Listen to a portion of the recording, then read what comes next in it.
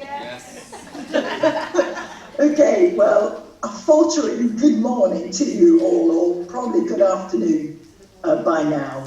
Thank you for asking me to speak at this important conference, launching not only this powerful report, but Sikh Women's Aid itself. Two quick things. It is hard to welcome a shocking report, and I'm told by others that you had some real pressures on you against publishing it, but I do welcome it. It is vitally important new data. You have thrown new light in a dark corner, and that dark corner can never be dark again. I unconditionally welcome the arrival of Sikh Women's Aid to add its very specific support to the fight against violence against women and girls, and particularly the fight we must now take up together against it in your own community. So, I am the Victims Commissioner for England and Wales. A little bit about me and a little bit about my role. So, I am by trade a criminal barrister, a criminal QC, but after many years of doing that, I became a Labour Member of Parliament, and then a minister in the Justice Ministry, and then the Solicitor General, which is a senior law advisor for the government. Then I became a Police and Crime Commissioner, and you have one here in the West Midlands. I was in Northumbria, up in the northeast near Newcastle, and I became the national lead for the Association of Police and Crime Commissioners for Victims. That led me to ask to become the Victims Commissioner, which I did in 2019, now 2 and a bit years ago. So that role, Victims Commissioner, is in legislation given 3 jobs: promote the role of victims and witnesses, encourage good practice in the treatment of victims and witnesses, and keep under review the operation of the Victims Code, which is a code of how people should be treated in the criminal justice system if they are victims of crime. So you can see promoting the role of victims and witnesses, encouraging good practice are the key and the specific things which bring me to you today. So my portfolio is all victims, all ages, all sexes, all genders, all races, all religions, disabled, able-bodied, all kinds of crime, from antisocial behaviour to murder, but violence against women and girls is a huge part of it. And often the changes we bring through campaigning around violence against women and girls help other victims to get better rights as well. So violence against women and girls can affect anyone, regardless of age, socioeconomic group, ethnicity, etc. There are very few women and girls who have never experienced some form of violence against women and girls, which is a very shocking thing for me to have to say. It covers a range of crimes. The common theme that they disproportionately affect women and girls, although they can, and they do, in a minor key, affect men and boys. So the most recent stats show that 1 in 5 women are victims of sexual assault or attempted sexual assault during their lifetime at some time. 20%. 5% of victims of such assaults are men. Over 27% of women have experienced domestic abuse since the age of 16. 20%. 14% of men similarly experienced, and 20% of women aged between 16 and 74. I don't know why they stopped counting at 74. Had experienced stalking, and 10% of men. So you can see the point. These are not things that don't happen to men, but they happen overwhelmingly to women, and that's why they're called violence against women and girls. By far, the majority of these crimes go completely unreported to the police or the authorities. And sadly, when they are reported, the response is often inadequate. You'll be well aware that you're emerging as an organisation at a crucial time for violence against women and girls in the aftermath, in particular, of the killing of Sarah Everard. Her Majesty's Inspectorate of Constabulary, who report on the police, were told to report after the death of Sarah Everard about how the police deal with violence against women and girls. It is a horrible irony that the report came out the very day that Sabina Nessa was killed in a park in South London. The inspectorate reported that in the 4 forces that they picked as likely to be typical of all the forces generally, 3/4 of domestic abuse complaints that were made, and remember very few are, 3/4 were, for all practical terms, just binned long before they got near to a charging decision. And in recent years, we've seen prosecutions for rape collapse to an all-time low. So many people asked to comment on the government's survey about violence against women and girls, who talked about being harassed on the streets regularly, having men flashing at them, being called names, being stalked and so on, didn't report this because, as they said, in large numbers, they don't even prosecute rape. They're not going to take any notice of me complaining of that. So uncovering what you have uncovered in your report is going to require you to do a lot more work to make progress, as we all have to do. And I appreciate very well that the criminal justice system is a way of tackling it, but it is one way only of tackling it. And massively, campaigning about violence against women and girls is about stopping it. Rather, in a particular case in particular, than necessarily getting somebody convicted of a crime. But critically, what your report helps us with is about data. We do lack disaggregated data to fully understand the extent to which Black, Asian and minoritized women and girls are impacted by violence against women and girls. It's pretty clear that they are disproportionately abused, as your research sadly shows. But it is a tool that you have given us, that it took you to bring out this 70% victimisation that you have discovered, and that the government didn't know about it, presents us with another tool to press the government to do more research, exactly as your report recommends, to try to get together robust data so that we can allocate to the people who need it the specialist support they need, as I say, partly to go into the criminal justice system, but just to intervene and to try and stop it, to give protection and so forth. So critically, we need to know those figures. It is imperative that people who come into contact with victims of violence against women and girls have training which enables them to understand the dynamics of that abuse in a culturally sensitive way. They have to be specific, or no one will engage back with them. And all too often, we have seen police and the criminal justice system treat Black, Asian and minority as victims of VAWG poorly. Recent events have shown us what we already know, that there is a level of misogynistic attitudes around, and we hear reports, of course, of racism too. And this has got to be tackled. The high profile currently that VAWG has should help to drive some training for the police and the CPS to address bias, myths and stereotypes about sex and about race and about ethnicity, as well as about social class and disability, about survivors and about offenders. I do think there's some hope of that with the recent focus on police failings. But I want to say right at the outset that progress in policing, if it comes, is almost always patchy.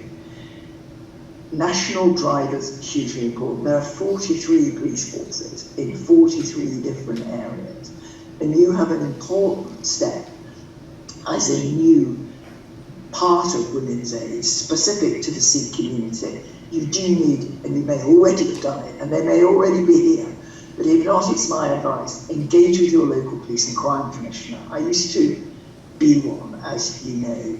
The guy in West Midlands is new, seems determined. He's appointed a victims champion, and that's a brilliant indicator. He's only one of 3 PCCs who've done that, and he has a good violence against women and girls team since I knew his predecessor when I was a police and crime commissioner. Local recognition of the disadvantaged in your community about tackling what you've now unearthed. That is the way to drive culturally sensitive training to support victims in your community and ensure that your police engage better. It is really imperative, in my view, that you engage and get on board your PCC. We will drive, we will help drive. I know Nicole's here, I've just said good morning to her. We will drive national drivers. You also need to ensure that the local person who can fund it, who can drive it, is with you. And I have no doubt that your PCC will absolutely be with you. So there's an IMCAN study, Reclaiming Voices, that is about survivors in Black, minoritized and Asian areas, talking of the extra barriers they have: racial loyalty, protecting others in their families, communities, worries about betrayal. Now, historically, these are linked to a known history of discriminatory over-policing of that community. So you feel extra guilty because you know that the police are, as it were, looking for problems there. So instead of helping to break these internalised barriers for victims of violence against women and girls, policing has been making it worse, and they need to understand that in a very specific way.